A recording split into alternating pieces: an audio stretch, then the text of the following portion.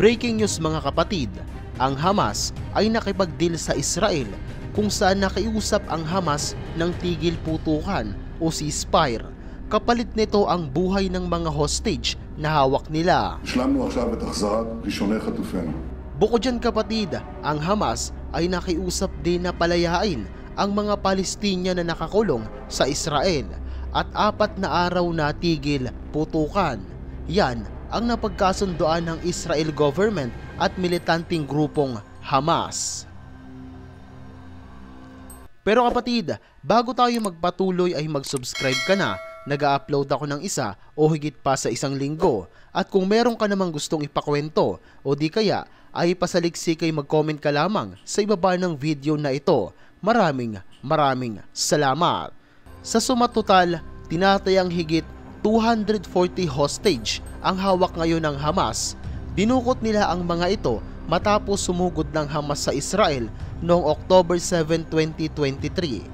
Bata, matanda, lalaki, babae ay kanilang dinukot upang maging panangga kapag dumating ang oras ng kagipitan o pagkatalo. Ang tigil putukan naman ay magaganap sa loob ng 24 oras. Ito rin ang unang pagkakataon na magsasagawa ng ceasefire ang dalawang grupo mula noong magsimula ang gera. Ayon dito, napapakawalan ng Hamas ang mga kababaihan at bata. Bukod dyan, kada isang araw ng ceasefire ay magre-release ang Hamas ng 10 tao kada araw na walang putukan. Sa ngayon kapatid, meron ng 4 na sibilyan ang nailabas sa Gaza at sila ay mga US citizen at 2 Israeli. Ayon pa sa mga Hamas na magre-release sila ng 25 pang hostage, 13 Israelis at 12 Thai national. Nagkasundo naman ang Israel at Hamas kung saan ang proseso ng pagpapalaya ay lumalakad na.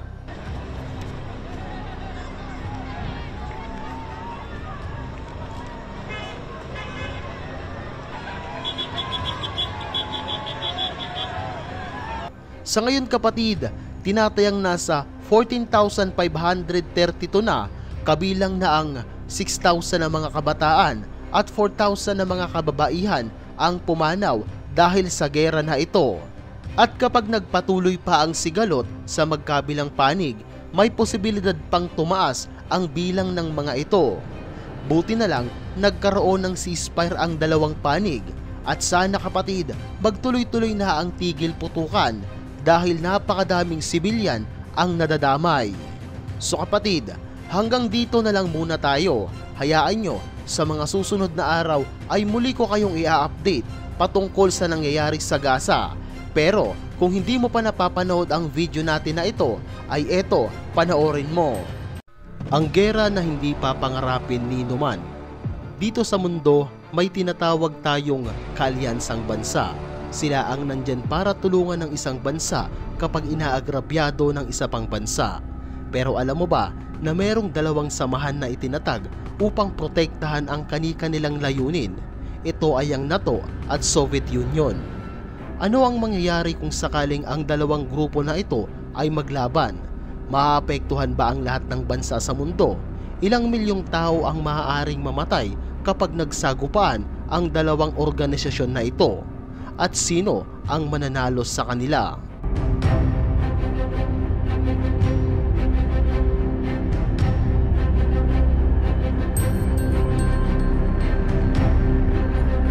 Ano nga ba muna ang NATO at Soviet Union? Ang Union of Soviet Socialist Republic o USSR na mas kilala naman sa tawag na Soviet Union na sa Tagalog naman ay Unyong Soviet. Sa loob ng maraming siglo, ang Russia ay may monarkiyang pamamahala. Kumbaga, iisang pamilya lang ang may hawak ng Russia noon. Ngunit noong 1917, napatalsik ni Bolshevik ang pamamahala na ito.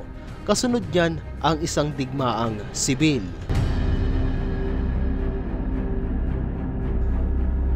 Hindi pa man natatapos ang digmaang sibil, nagkaroon na ng isang kasunduan at ito na nga ang Soviet Union. Ang kasunduan na ito ay nilagdaan ng 4 na bansa. Ito ay ang Russia, Ukraine, Belarus at Transcaucasia. Ang bagong tatag na grupo o samahan na ito ay pinamumunuan ng isang revolusyonaryo na si Vladimir Lenin. Siya ang nagtataguyod ng Marxismo. Ang Soviet Union ay itinatag noong December 30, 1922 at sa paglipas ng mga panahon, ang orihinal na miyembro ng Soviet Union ay nadagdagan at umabot na ng 15 Socialist Republic.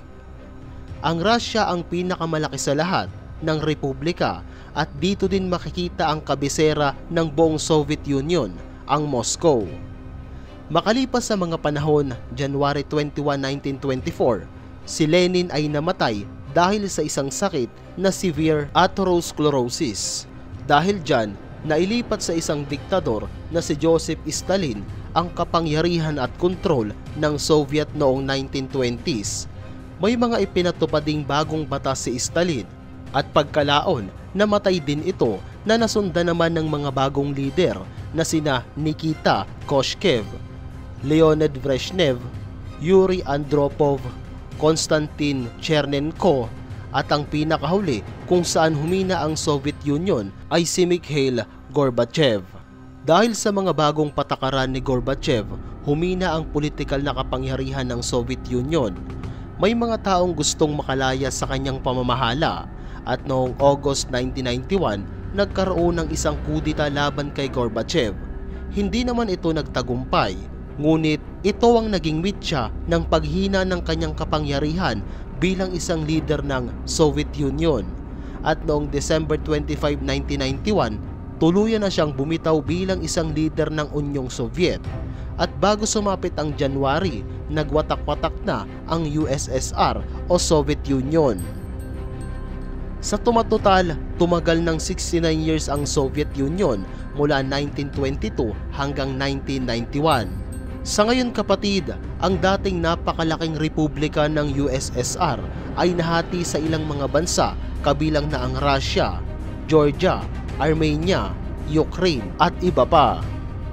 Ano naman ang NATO?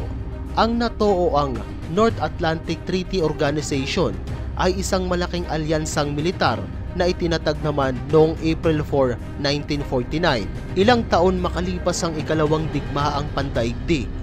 Nang itatag ang NATO, kinabibilangan lang ito ng 12 bansa, nandiyan ang France, Canada, Belgium at iba pa.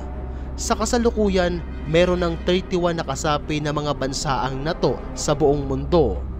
Binuo ang NATO para ayusin ang mga hindi pagkakaunawaan ng mga bansa at may pangakong ang mga miyembro nito ay handang tumulong kung sakaling magkaroon ng isang sigalot. Ayon sa Article 5 ng North Atlantic Treaty Organization o NATO, ipinakita dito ang patungkol sa collective defense kung saan nakapaloob dito na ang pag-atake sa isa o higit pang miyembro ng NATO ay dapat ituring na pag-atake sa lahat ng miyembro. Sa maikling salita kapatid, malaking resback ang magagawa ng NATO. Dahil dyan, dapat laging handa ang mga bansang nakapaloob sa NATO na sumuporta. NATO o Soviet Union.